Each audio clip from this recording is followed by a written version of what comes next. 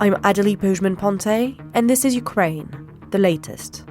Today, we cover Ukrainian hits on a Russian refinery and gunpowder plot, reports of North Korean suicide troops, and Russian diplomats infiltrating the UK Parliament. Bravery takes you through the most unimaginable hardships to finally reward you with victory. The first duty of my government is security and defence, to make clear our unshakable support of NATO and with our allies towards Ukraine. Nobody's going to break us. We're strong. We're Ukrainians. It's Friday, the 17th of January, 2 years and 322 days since the full-scale invasion began. And today, I'm joined by the Telegraph's Associate Editor for Defence, Dom Nicholls, and later in the episode, Francis Dearnley, who sits down with Time magazine's Foreign Affairs correspondent, Simon Shuster. Well, hi, Adélie. Hello, everybody. Let's start inside Russia. Ukrainian forces struck the Lysinskaya oil refinery in Voronezh Oblast. So that's northeast of Ukraine, the next oblast over from Kursk. So Kursk, go east, that's Voronezh Oblast. They also hit a gunpowder plant in Tambov Oblast. That's the next one. So from Voronezh, the next region to the north, heading towards Moscow, that is Tambov Oblast. Now, those strikes were reported today, but said to have happened overnight Wednesday, Thursday. Ukraine's general staff said that units, including Ukraine's special forces, they refer to special operations forces. Some countries call, special ops, or others say just special forces. Ukraine have gone for the sort of US version of that, the SOF, Special Ops Forces. Ukraine's general staff say they hit the oil refinery with at least 3 drones, causing a fire. The Institute for the Study of War, the US-based think tank, say the Russian news aggregator Shot reported yesterday that locals heard the drones over Kotovsk, that's the location of the gunpowder factory, and that Russian forces, these are what people were reporting from the ground, had shot down 3 drones. Now, that area, the gunpowder factory, is about 400 k's northeast of Kyiv, for reference. Drones into a gunpowder factory.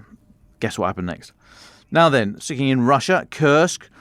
We're getting some data on the North Korean troops there. So initially, we think now, a bit of a refinement on the numbers, we think 11,000 North Korean troops went over to Russia for operations in Kursk. We think they've suffered about 2,500 to 3,000 casualties. We're told there are ongoing problems with command and control, mainly down to the language. And as we've reported before, Russia still hasn't quite worked out if they want North Korean forces to be embedded within the Russian organisation or to have them separate and off to one side. They still haven't quite got that one all squared away. We're told North Korean troops are said to lack familiarity with modern warfare, especially drones, although, quite frankly, I think that can go for most militaries today. We know that some North Korean troops have had to be pulled out of the line and given additional training in some places, particularly around the drone threat. There have also been reports of suicide troops, as in North Korean suicide troops. Now, we don't think, as more of this is seen, we don't think this is in the same vein as kind of suicide bombers that we saw with sort of Daesh, ISIS, that kind of thing. We think it's more a case of those soldiers having, loyalty to the North Korean regime and a desire not to be captured. Now, I've been told that there's a much higher ratio of North Korean killed to wounded, and that is thought to be as a result of North Korean soldiers choosing to take their own lives rather than be taken prisoners of war.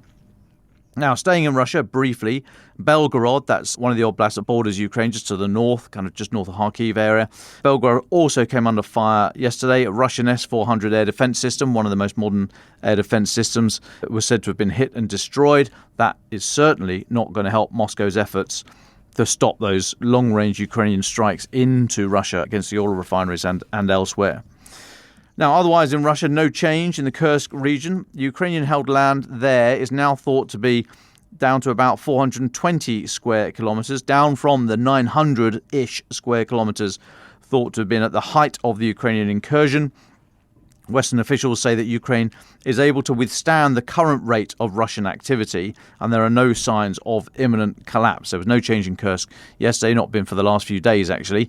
And you'll remember that Ukraine forces pushed into Kursk on August the 6th last year. Putin then said they were going to be out within the month, then it was going to be out by Christmas, then it was going to be out by January. We just wait to hear what the next date is, but they are still there. Now, there's no significant move of the line in Ukraine. Down to Pokrovsk in Donbass, Russia still, their intent is very clear. They are applying great pressure to the west and southwest of Pokrovsk. They're thought to be about 2 kilometers away on that sort of southwestern flank. Kurikov to the south is thought to be the most unstable area of the front line in Ukraine at the moment. Russian forces moved a little bit further to the west there yesterday. Then about another 30 k's on south from there, or southwest-ish, Velika Novosilka is still extremely vulnerable. The final main supply route that runs east-west into the town is now thought to be at very high risk of either being severed by Russia or certainly brought under fire control, i.e. they would have eyes on and be able to bring accurate fire down onto that route, which makes resupplying the town extremely difficult. Now, that is said to be one of the last main strongholds in the area. And if Russia were be able to take that, they might be able to outflank other positions to the north. But having said that, Western officials do not think that Russia would be in a position to bounce on with sort of great momentum. They are grinding it out a few hundred meters, a kilometre a day, which, all adds up. And I've said that before. But this idea of some sort of massive armoured breakthrough just doesn't seem to be possible. Partly because they haven't got any armour, or not a huge amount of it left. There's a lot of motorcycles seen in action now, so not particularly armoured. Now, elsewhere in the Donbass, Toretsk to the northeast, also about 40, 50 k's north of Donetsk city, Russia's now thought to hold about 80% of the town. We reported that it had largely fallen last week. That seems to be the case. There's no pushback there from Ukraine. The overall view seems to be, and this is from discussion with Western officials, that Russia is likely to continue trying to stretch Ukraine by using mass, but are not able to fundamentally capitalise on any tactical successes. It's worth noting, though, the winter weather hasn't been as harsh as in some recent years. It's not necessarily slowed operations, partly because Russia is prioritising dismounted tactics, as in, men just running at lines, North Korean troops running at Ukrainian lines, which is less affected by weather than, or certainly aircraft and drones and what have you. Now, just on that, the weather has not so far this year impacted air activity. There have been twice as many fixed-wing Russian strike sorties and munitions dropped in the first 2 weeks of 2025 compared to the last 2 weeks of 2024. And Russia, as a benchmark, Russia launched over 1,000 attack drones. They've already launched 1,000 attack drones in January, and it's expected to exceed 2,000 by the end of this month. And that's the obviously strike drones. There are reconnaissance drones as well on top of that. Now, just on drones this morning, another marshrutka, that's the shared minibus service, the kind of taxis, shared minibuses, was attacked by a drone in Kherson, and a strike on a bus stop in the village of Antonivka, that's one of the eastern suburbs of Kherson city, killed a civilian there. A missile attack on Kryvyi in Dnipropetrovsk Oblast killed 3 this morning. Governor Serhiy Lysak said that an educational institution and a residential building were hit. Air raid sirens had sounded after the Ukrainian Air Force had earlier warned of a ballistic missile threat. Otherwise, overnight last night, 50 Russian drones launched across Ukraine. 33 were shot down, 9 brought down by electronic warfare. 1 was seen going rogue, heading towards Romania, but we've got no further details about that or the remaining drones that were lost. I'm sure we would have heard if something had gone bang in Romania, though. Now, some of the drones were targeted at port infrastructure near the town of Izmail. In Odessa Oblast, this comes from Governor Oleg Kipa. A residential building was damaged. No casualties reported there, though. But the port infrastructure, you'll remember, down in that part of Odessa Oblast, that's where the ships carrying the grain leave or get out of Ukrainian waters into the Black Sea and then out through the Bosphorus to continue the global trade in grain. A couple more for me. Lithuania.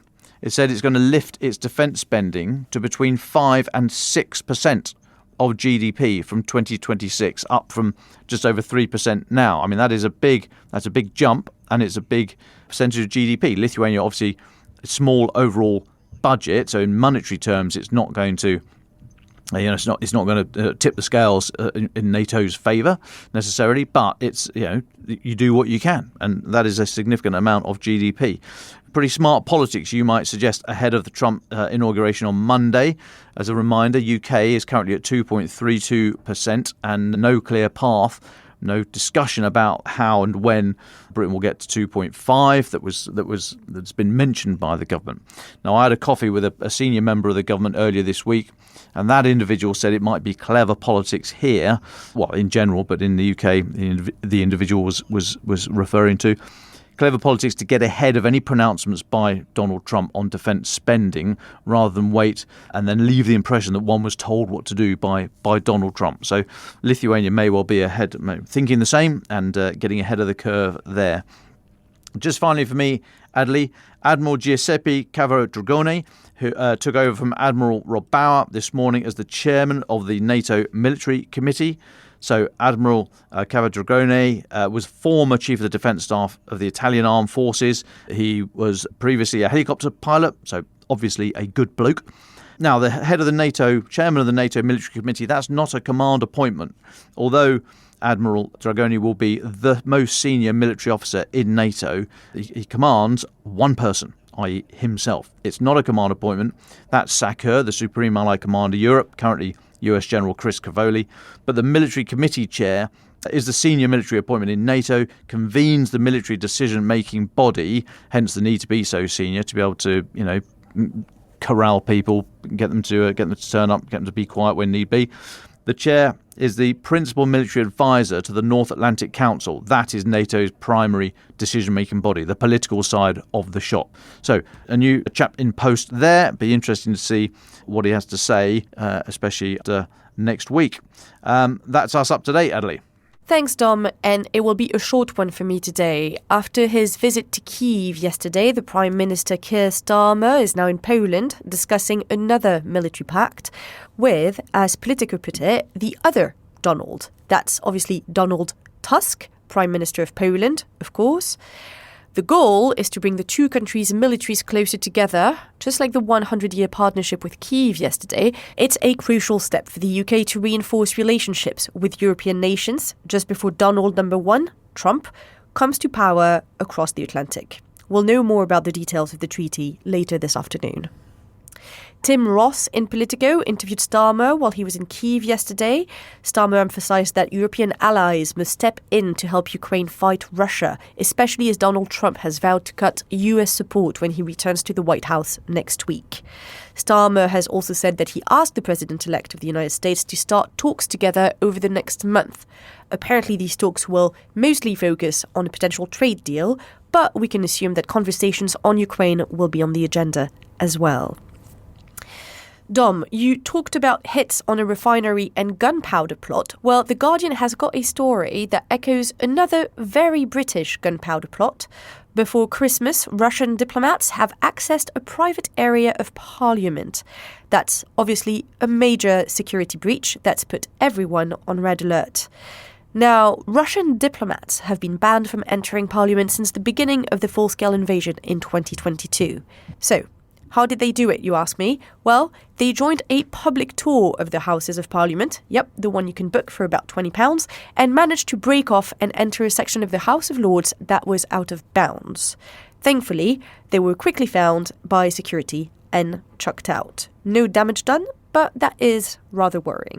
And finally, the BBC reported today that the UK had not carried out a single conviction for breaching Russian sanctions. That's according to the National Crime Agency. These sanctions include a ban on exporting weapons technology to Russia, facilitating the illegal trade of Russian oil, and helping Putin's government in any way. Now, in October, the BBC had already revealed that the Office of Financial Sanctions Implementation, yes, that's the full name, had 37 ongoing investigations looking at businesses that had links to the UK and that were potentially breaking sanctions on Russian oil. Last week, the Foreign Secretary David Lammy said he was making it his personal mission to choke off Russian revenues through sanctions.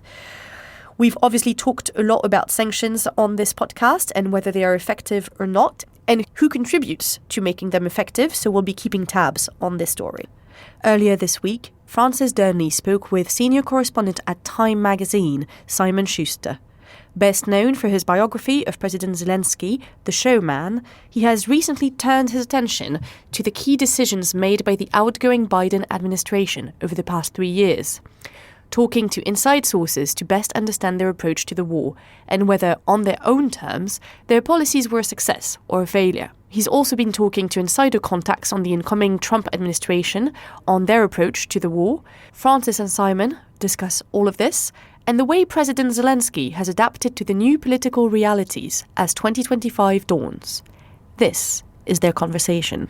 Well, Simon Shuster, it's a pleasure to be speaking with you again. Of course, the last time we did it was with David and was one of the favourite interviews that he and I did together. But of course, it's a fascinating and important moment. We are about to see the end of the Biden administration and the beginning of a new era under Trump. I know that you are working on perhaps one of the definitive first draft accounts at the moment of the Biden administration and how it approached Ukraine as an issue. So I wonder if we can start there, and there are many topics that we can dive in today, but can we start there? What have officials and other senior figures in that administration been saying to you about their objectives for the end of their time in office? Thank you so much. And thank you for that introduction, too. You know, I have to commend you for how you've handled the tragedy of David's death and continued the work that he started. It's really been awe-inspiring. And I thank you for the professionalism with which you've handled this tragedy in these last months. You know, on the topic of Biden and the reporting that I'm doing now, you know, in the relationship between the Biden administration and the Zelensky administration, I've looked at how broadly the war in Ukraine will affect and shape Biden's legacy. And it's a mixed picture. But from Kyiv, we've been seeing a lot of criticism, just how it has not been enough to help Ukraine achieve victory. And then from the Biden side, I did have a chance to talk to a Biden administration insider. And his point, it's a point that I think other U.S. officials have made, is that, look, victory was never really an objective for the United States. Ukraine's victory was not an objective that Biden set. You can say what you will about that, but going in, Biden had different goals. He wanted to avoid direct confrontation between NATO and Russia. He wanted to make sure, yes, that Ukraine survived as a free, sovereign, independent state. But in terms of defeating Russia, that was never really a goal that he set. So when they look back, the Biden administration, when they look back at how they've done, they say, we've met the goals that we set out to meet. The third goal that this gentleman mentioned was keeping the allies united, more united than before the war. And I think, yeah, arguably they have met that objective as well. So they argue, of course, that they've done just fine and they've met the goals that they set out. I think the Ukrainians point out that those goals were insufficient from the outset, and the goal should have been helping Ukraine achieve victory. It's absolutely fascinating, and doesn't surprise you really, does it, given what we've seen over the past 3 years? But nevertheless, to hear it put so starkly is very interesting. I wonder, Simon, whether when they have these candid conversations with you, whether they express regret at that approach adopted by the president, or whether they still think actually that it was the right decision, that there were too many risks that were escalatory, and that it was keeping Ukraine in the fight before negotiations that was the right objective? Or do they think actually, you know, between you and me, Simon, this was the wrong approach? There is some kind of soul searching there. It's more around the edges, I would say. So, for example, on sanctions policy, I definitely sensed in my conversation with this now former senior U.S. official that he wished that the United States had essentially done the same thing that it did with Iranian oil exports, which is, you know, a worldwide ban. And that would definitely, as he put it, have gotten Putin's attention. The hesitation on the part of President Biden personally was that, hey, we don't want Americans paying $6 for a gallon of gas at the pump.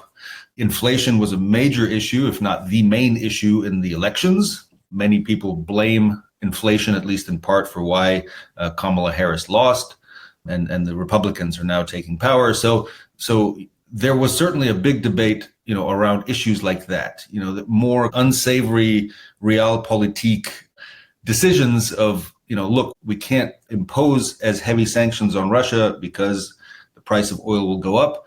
I think this also relates to granting or not granting Ukraine permission to strike certain kinds of targets inside Russian territory, for example, oil refineries, oil depots, and other targets like that, or actually oil cargo ships, tankers in the Black Sea, for example, right? Things like that. So that those things have, for a long time, were off limits and remained quite sensitive in terms of what the U.S. will allow and not allow.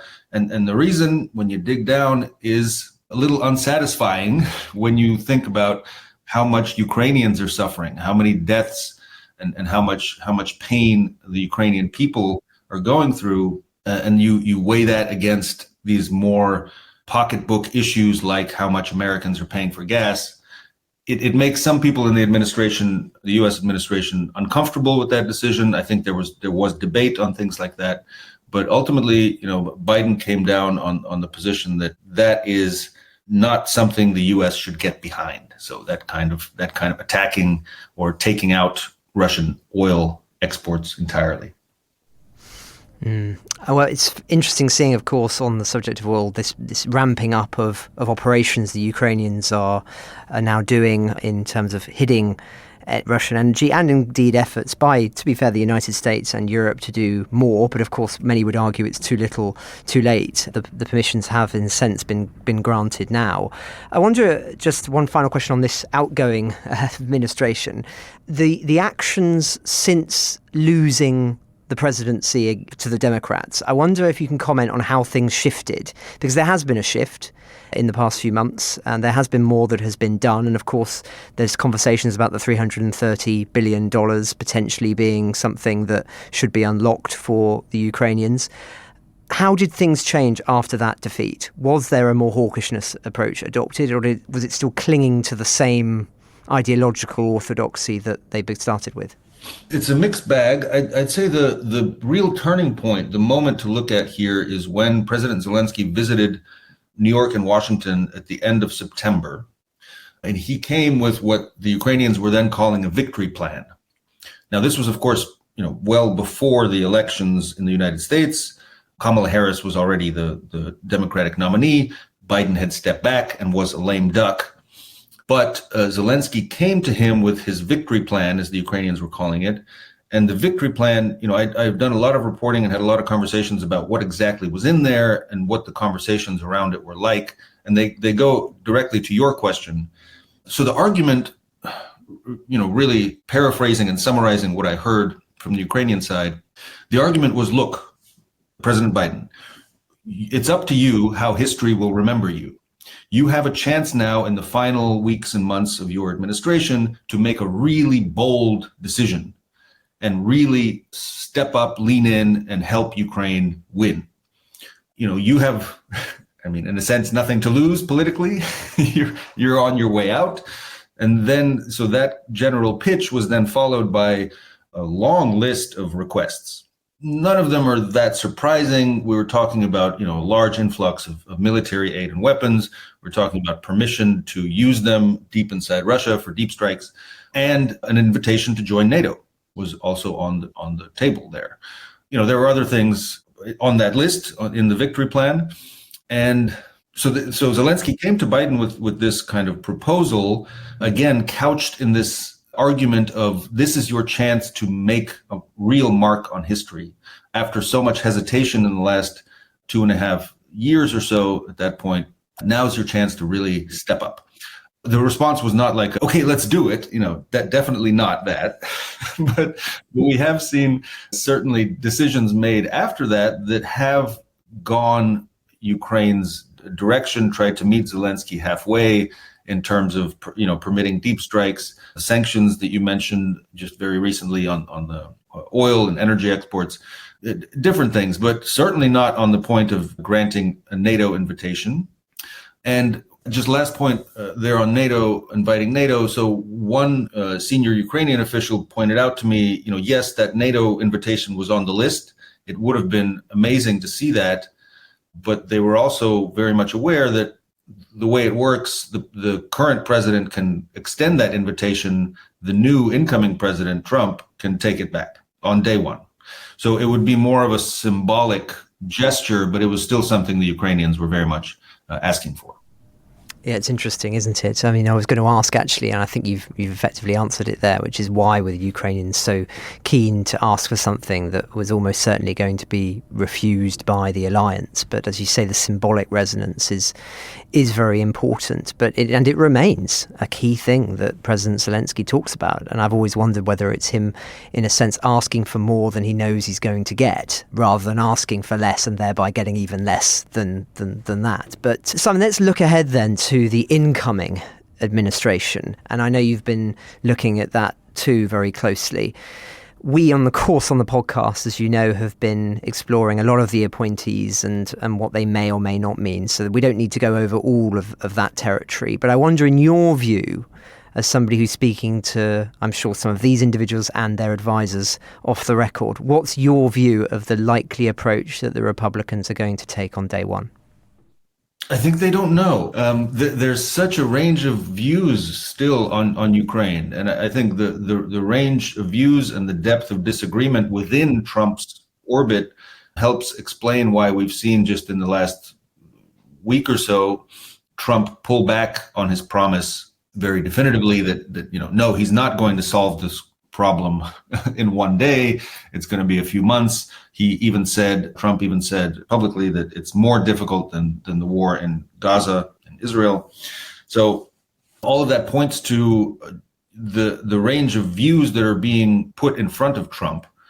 And they run the gamut, so I don't want to, get too deep into like the particular personalities, but yeah, figures like General Kellogg, who's now coming in to be the point person in the Trump administration on the war in Ukraine, is someone that the Zelensky administration very much looks forward to working with and sees as a positive influence from Ukraine's perspective, and someone who knows militarily what the war is about and what U.S. interests are, and the catastrophic dangers of allowing Russia to win in Ukraine.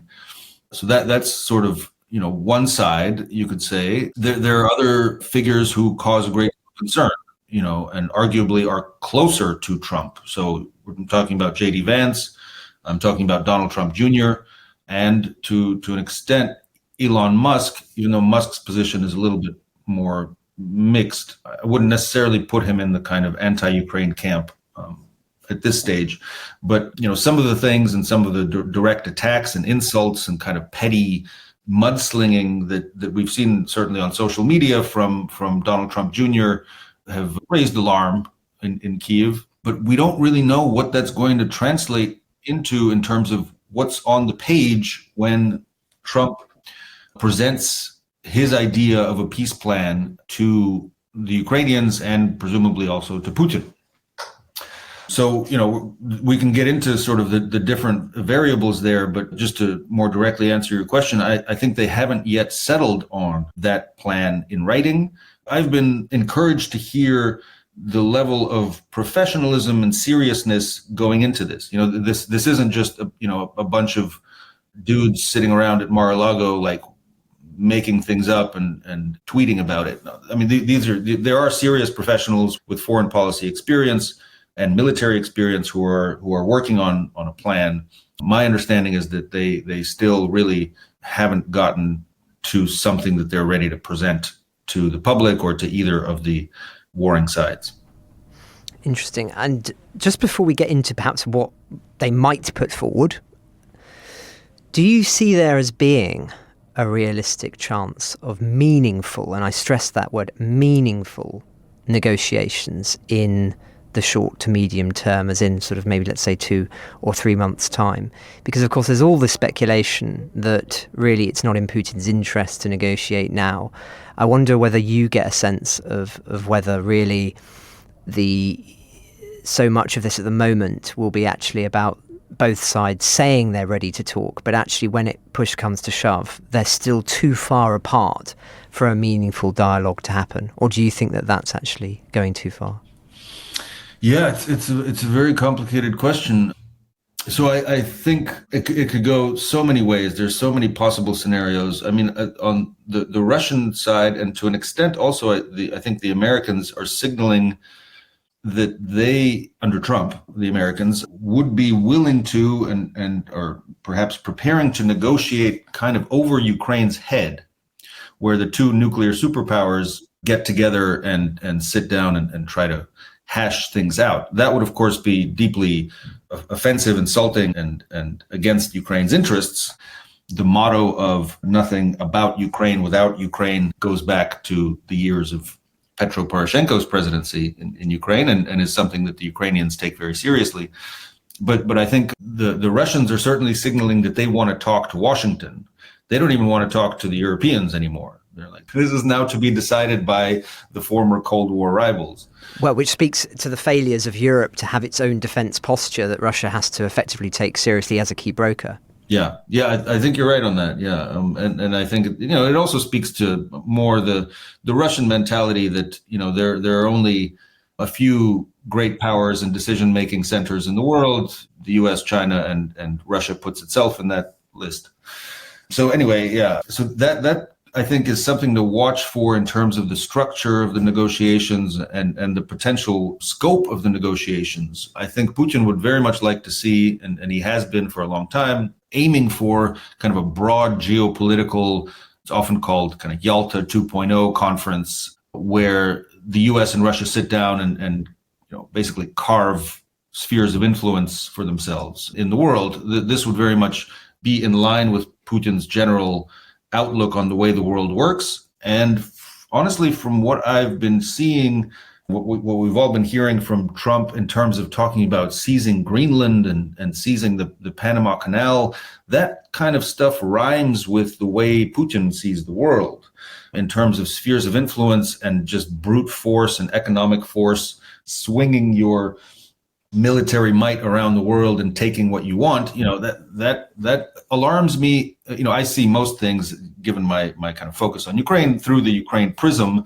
When I see those kinds of statements coming from the Trump administration, I'm alarmed because it's so much in line with the Russian approach to big power politics.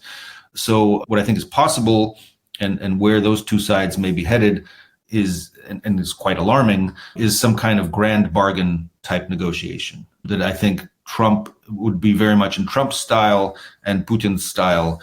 Now, separate question, how much agency Ukraine has in all that and where it fits. Yeah. And whether the Europeans decide to say that, well, because they have a stake in this, don't they? I mean, if you can imagine a situation where a deal is on the table that Europe cannot accept and Ukraine, as part of that axis, as it were, cannot accept, then we're in very interesting territory, aren't we? But of course, that would still be something probably the Russians would welcome because it drives a wedge between allies. But let's get then into the likelihood of the proposal that might be put forward. I know that we're dealing with hypotheticals here, Simon, but I wonder particularly then on this question of boots on the ground as part of any peace deal. Do you think that is going to be something that Trump will push for, a sort of Western forces on the ground, European forces specifically? And do you get a sense of how much American involvement the Republicans might be willing to put up with? Or are they going to see this as basically being something that Europe's going to have to foot the bill for in terms of men and material and finances? Yeah, so very much the latter, yeah. But they are batting around various ideas of boots on the ground, but these would be European or NATO kind of peacekeepers maintaining what J.D. Vance, the vice president-elect, has referred to publicly as some kind of demilitarized zone. President Zelensky has expressed some openness to this idea. He's not against it. He's open to talking about foreign peacekeepers, defending that line and as part of security guarantees for Ukraine, guarantees that Russia will not invade again. I don't think anyone's suggesting that these would be American troops. That would be very much against Trump's kind of whole foreign policy philosophy. One thing that we saw emerging from President Zelensky's rhetoric toward the end of last year is this idea that Ukrainian troops, after a ceasefire in Ukraine, could backfill or sort of step in to replace American troops that are currently stationed in Europe. That's an interesting idea that arose through President Zelensky's conversations with a variety of Republican U.S. officials last fall, including some officials who were historically close to Trump, and they were thinking about what can we offer Trump? Trump is known to be quite transactional.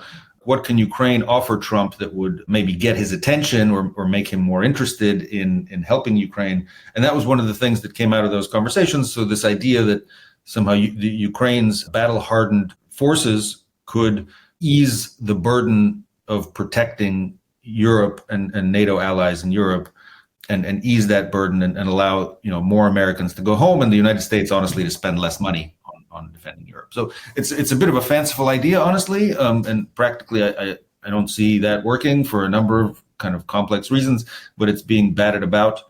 But it would be kind of part of this weird trade that seems to be under discussion where, yes, there are some foreign peacekeepers that go to secure that line of control in Ukraine, and then at some later point, Ukrainians move into Europe and help defend Europe. I don't know. Yeah, but this is seriously being put on the table, and Zelensky put it very, very publicly and even in writing as an offer to the Americans.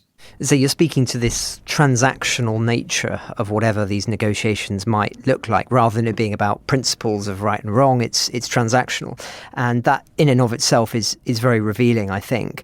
And of course, another example of what you're talking about is the 330 billion that I was talking about earlier on. Zelensky saying publicly to an American audience, "We'll buy your weapons. If you give us this money, we will buy the weapons from you." You can imagine that being something that's very appealing to Trump and to Trump's base. But if we're thinking in terms of transaction and leverage, another question I had for you is, in any of your conversations with these individuals in the Republican camp, do you get a sense of that they have a knowledge of Russia's weaknesses? And what I mean by that specifically is not just in the military spheres and the challenges they're facing there, but particularly the Russian economy. There's been a lot of work that's been being done on this recently that suggests that, the Russian economy is more fragile than it may appear. And I know that that's been said for a very long time, even from the very earliest days of the war. But the fact is, we all can accept that this is not sustainable forever. And there is an argument that there are certain things that the Americans could do that would change Putin's calculations because of the fragility of the Russian economy. But do they know about it? Do they know this? Or do they still sort of believe perhaps the Russian narratives that we're here to stay, we're immovable, and really it's the Ukrainians you have to have leverage over? Yeah, from my conversations with Republican leaders in Washington, I'm talking more on the kind of Capitol Hill side, but there are a lot of connections between lawmakers and the administration, the Trump administration. I get the sense that they still see Russia as a kind of juggernaut. I associate this idea with Viktor Orban, who enunciated in 2022, actually, that Russia cannot be defeated. No amount of weapons can change the balance of Western weapons can change the balance in this war. Russia is too strong. It's a war machine. And Trump later said, kind of in off-the-cuff comments, that something similar, that Russia is just, it's too strong.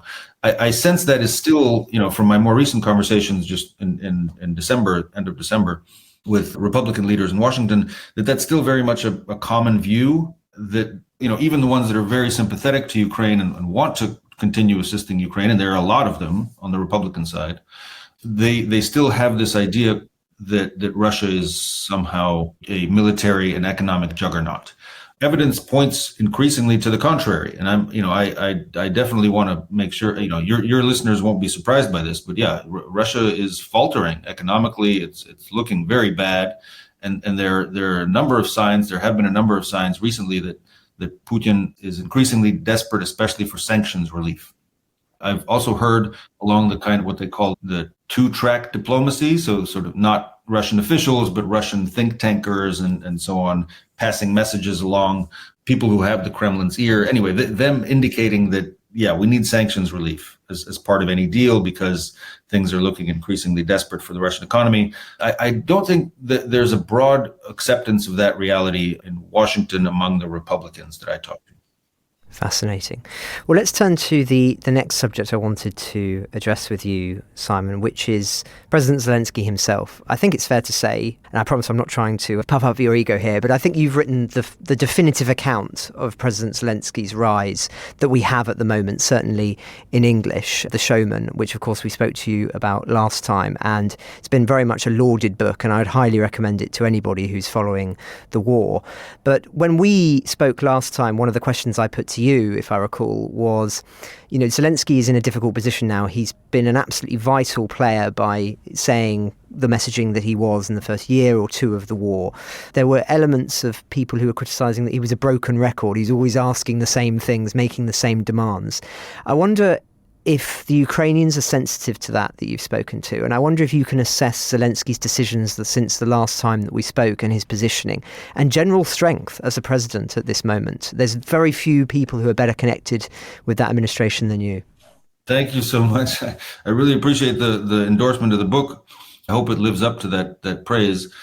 I have very much stayed in touch with Zelensky's team since publication. There has been this issue of, messaging has been one of their core strengths, definitely delivering an inspiring message to the world.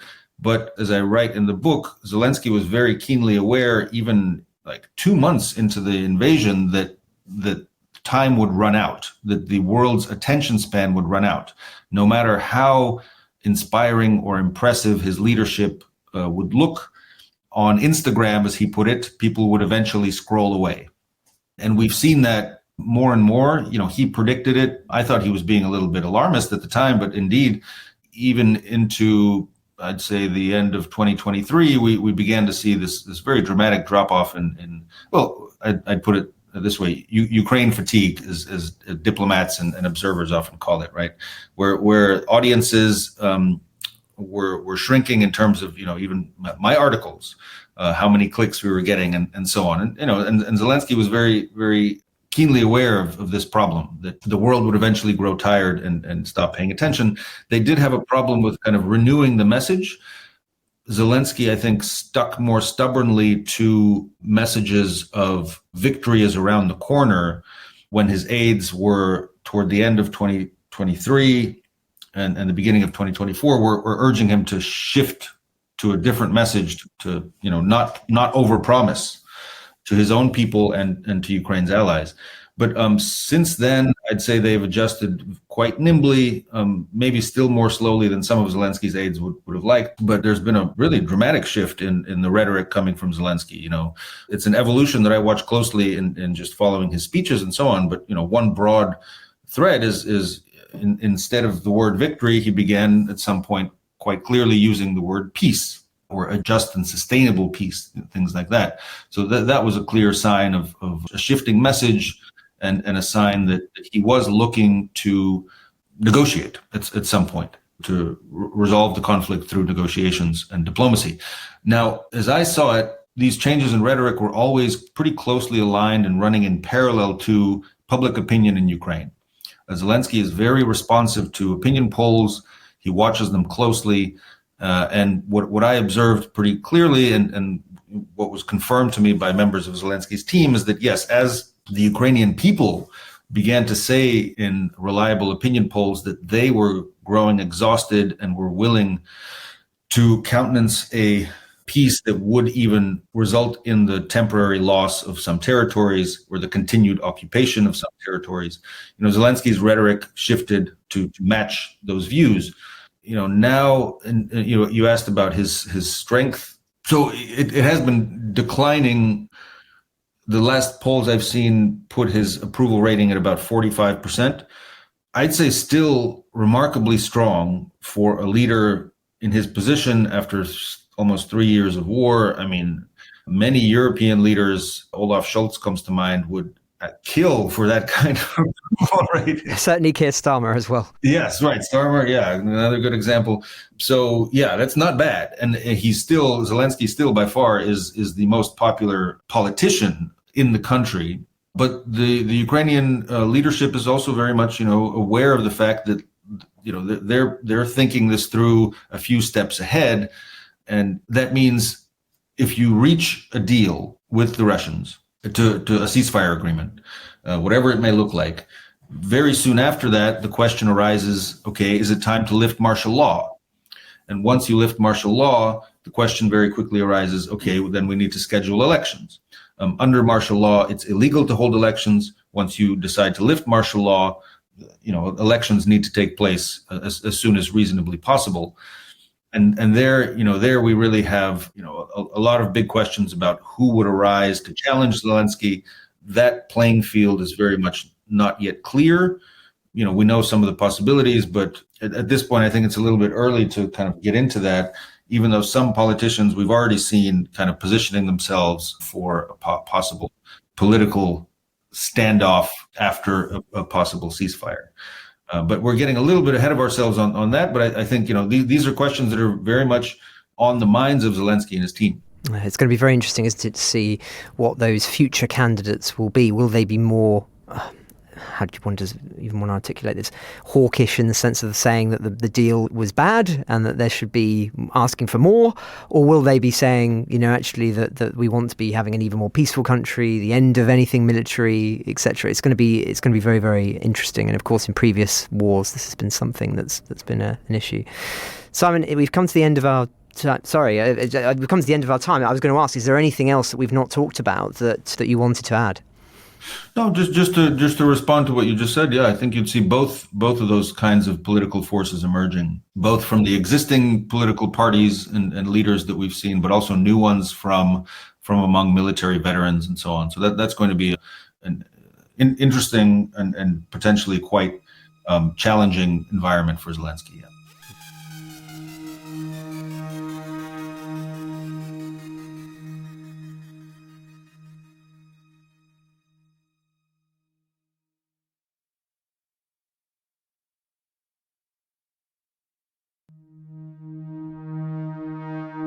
Dom, I hear you were at quite a fancy, swanky London party last night. What were you up to? Yes, I was, Adélie. So I was invited to the annual joint German and French ambassadors' press reception. So late January, which is perfect time, I think, just after the chaos of Christmas and, just to put the nail in the coffin of that ridiculous dry January theory.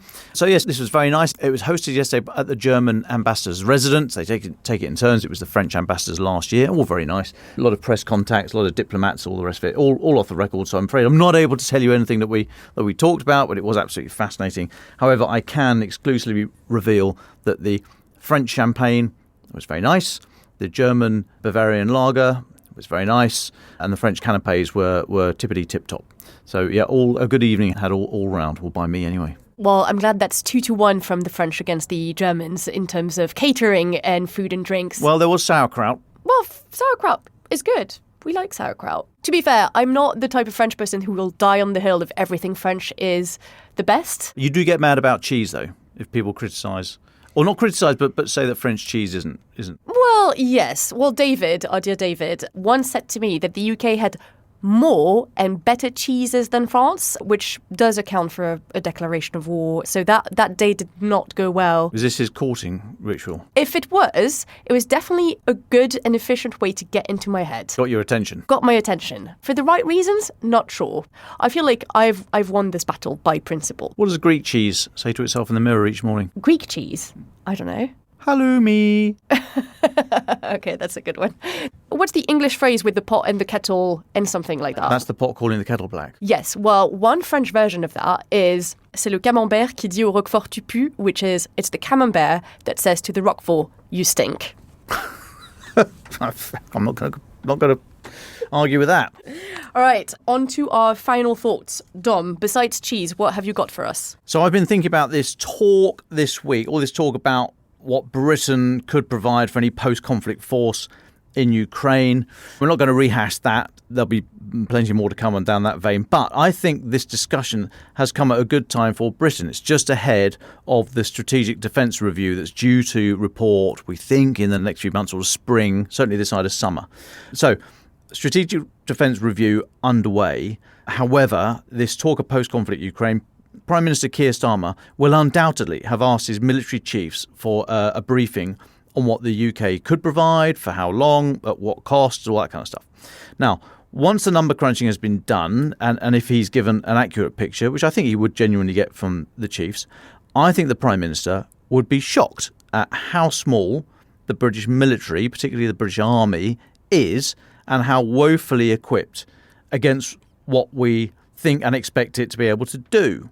However, this could be good news, or at least not totally disastrous news, if it serves as a wake-up call for the new PM at the start, don't forget, of his tenure, about the real state of the British Armed Forces without having found out the hard way in a shooting war. So if we see the Strategic Defence Review delayed, pushed back, re-engineered or anything like that, I think we might know why. And I don't think if any decision like that was made that should be met with outrage or derision. I think that may be the start of an actually honest conversation between Number 10 and the Ministry of Defence about what the armed forces should be for, with what capabilities and in what numbers. So let's keep an eye out on the progress and potential delay of the Strategic Defence Review. And my final thoughts today are with film director David Lynch, who died yesterday at 78 years old, and I promise this is related to Ukraine. So David Lynch is obviously known for his weird and mesmerising films and TV series like Blue Velvet or Twin Peaks, favourite of mine. He's also known for his incredible choice of music in his films, and I'll leave as, a Friday treat, a little link to a playlist in the show notes. It's eerie, it's atmospheric, it's great to get into the weekend.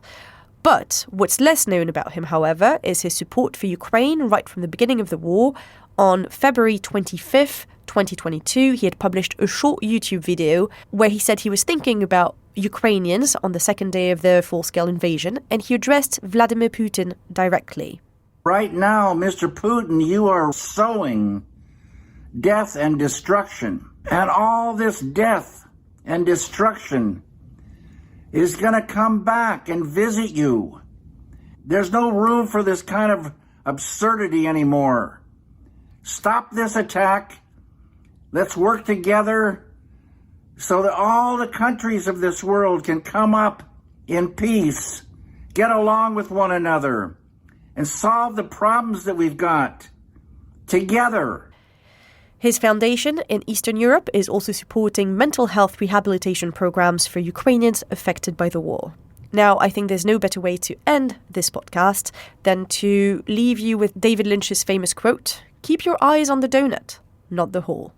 That's for all the David-shaped holes in our lives today. Ukraine the Latest is an original podcast from The Telegraph, created by David Nicholls. To support our work and to stay on top of all the Ukraine news, analysis and dispatches from the ground, please subscribe to The Telegraph. You can get your first 3 months for just £1 at www.telegraph.co.uk/Ukraine, the latest. Or sign up to Dispatches or Foreign Affairs newsletters, bringing stories from our award-winning foreign correspondents straight to your inbox. We also have a Ukraine live blog on our website, where you can follow updates as they come in throughout the day, including insights from regular contributors to this podcast. We also do the same for other breaking international stories. You can listen to this conversation live at 1 p.m. London time each weekday on X Spaces. Follow The Telegraph on X, formerly known as Twitter, so that you don't miss it. To our listeners on YouTube, please note that due to issues beyond our control, there is sometimes a delay between broadcast and upload. So if you want to hear Ukraine the Latest as soon as it is released, do refer to podcast apps. If you appreciated this podcast, please consider following Ukraine the Latest on your preferred podcast app and leave us with a review, as it really helps others find the show. Please also share it with those who may not be aware we exist. You can also get in touch directly to ask questions or give comments by emailing ukrainepod@telegraph.co.uk. We do continue to read every message. You can also contact us directly on X. You can find our handles in the description for this episode. As ever, we are especially interested to hear where you're listening from around the world. Ukraine the Latest was today produced by Rachel Porter. Executive producers are Louisa Wells and David Nicholls.